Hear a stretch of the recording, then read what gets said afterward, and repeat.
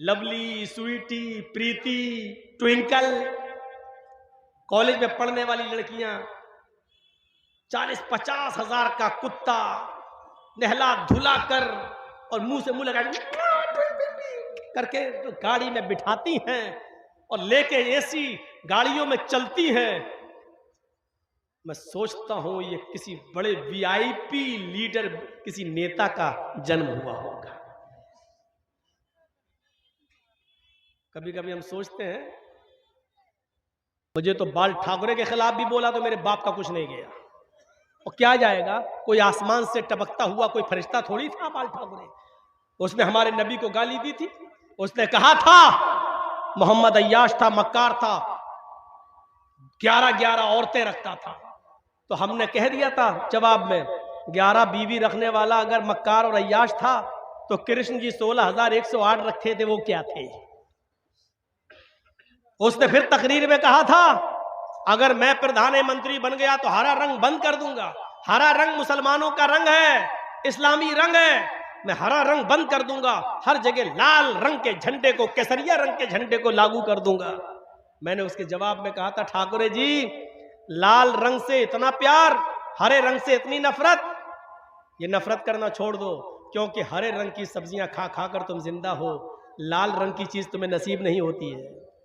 सिर्फ टमाटर खाते हो बस, और गाजर और चुकंदर, कितना खाओगे।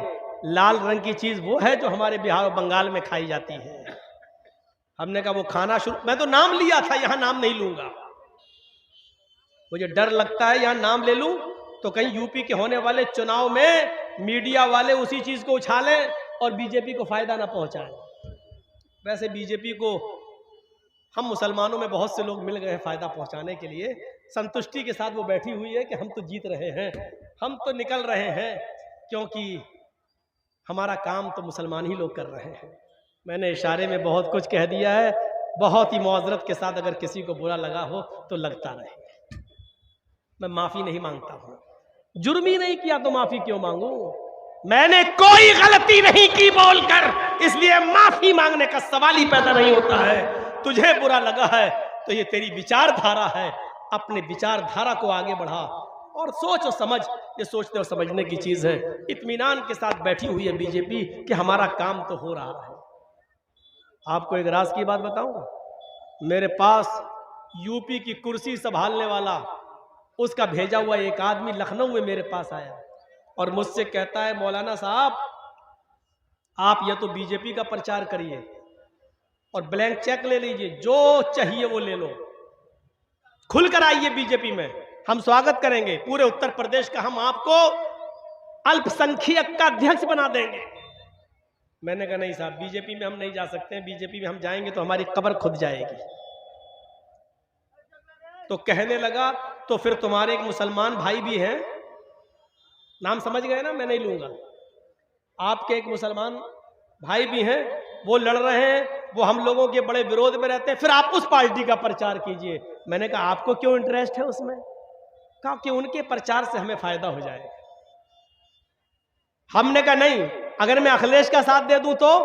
बोले अखिलेश का साथ दोगे या मायावती का या कांग्रेस का, तो जो हाल मौलाना कलीमुद्दीन का किया वही हाल तुम्हारा भी कर देंगे, जेल में ठूस दिए जाओगे।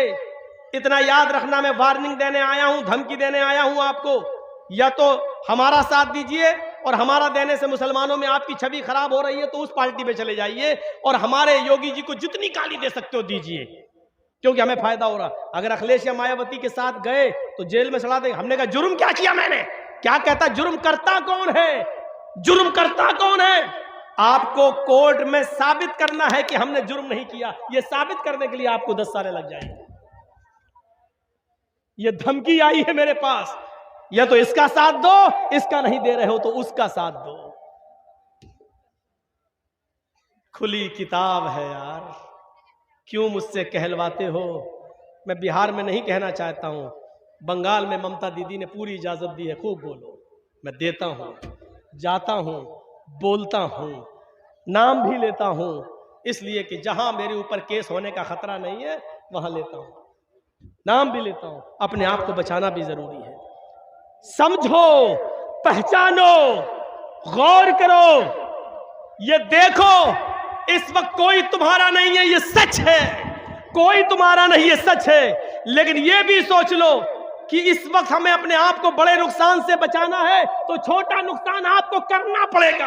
आप ये सोचो कि छोटा नुकसान ना हो, नहीं, आपके पैर में कैंसर है, डॉक्टर ने कह दिया पैर काटना पड़ेगा, नहीं तो आपकी जान जा रही है। इसलिए बड़ा नुकसान यह है कि मेरी जान चली जाए, बच्चे बेचारे यतीम हो जाएंगे, और छोटा नुकसान यह है कि हमारा पैर कट जाए लेकिन बच्चे तो हमारे सामने रहेंगे। तो बड़े नुकसान से बचने के लिए छोटा नुकसान कर दो, यानी अपना पैर कटा के अपनी जान बचा लो। यही अक्लमंदी है, यही अक्लमंदी है। ये देख लो इस वक्त कि हमारा बड़ा नुकसान किसमें और छोटा नुकसान किसमें है, ये देखना पड़ेगा तुम्हें। हमारी बीवी को बच्चा हो रहा है, डॉक्टर ने कह दिया कि आपकी बीवी या आपके बच्चे में से मैं किसी एक को बचा सकता हूं। जर्जीस को बच्चा भी प्यारा है, जर्जीस को बीवी भी प्यारी है, लेकिन दोनों में से एक बचेगा। कलेजे पे हाथ रखकर कह दिया बीवी को बचा लो, बीवी रहेगी तो बच्चे तो बाद में और भी आ जाएंगे, अगर बच्चा जा रहा है तो जाने दो। अक्लमंदी यही है, वरना दोनों मारे जा रहे हैं। तो मेरे प्यारे साथियों, बड़े नुकसान से अपने आप को बचाने के लिए छोटा नुकसान करना पड़े तो कर दो। इस्लाम के उसूलों पर आ जाओ, इस्लाम के ज़ाब्तों को पकड़ो। चंदे का ऐलान हो रहा, दो, यही चीजें कामयाबी की दलील है। मैं ऐलान नहीं करूंगा, मैं बैठूंगा नहीं, मैं आपसे रुपया लेने के लिए यहां पर बैठकर इंतजार नहीं करूंगा।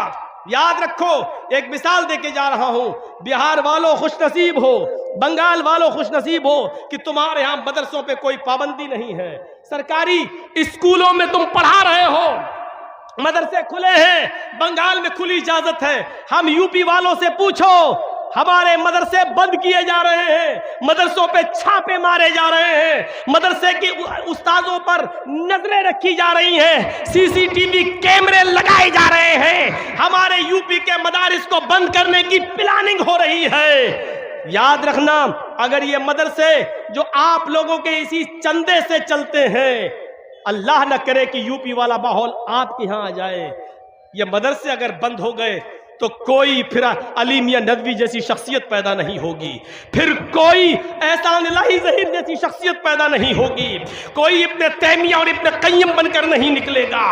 याद रखना, कोई फिर अबू हनीफा और इमाम शाफी और इमाम मालिक और इमाम अहमद इब्ने हंबल बनकर नहीं निकलेगा। आप चाहते हैं कि दीन बाकी रहे, आप चाहते हैं कि इस्लाम बाकी रहे, तो इन मदरसों की हिफाजत करो, रुपयों से, पैसों से, दौलत से आप दीजिए और इन मदरसों को जिंदा रखिए। मैंने बहुत कुछ कह दिया है, और एक बात बता दूं, अल्लाह की राह में देने से कम नहीं होता है, अल्लाह की कसम नहीं होता है। मिसाल दे दूं, एक कुतिया कितने बच्चे पैदा करती है? 4, 5, 6, कभी कभी 12-12 बच्चे भी पैदा कर देती है कुतिया।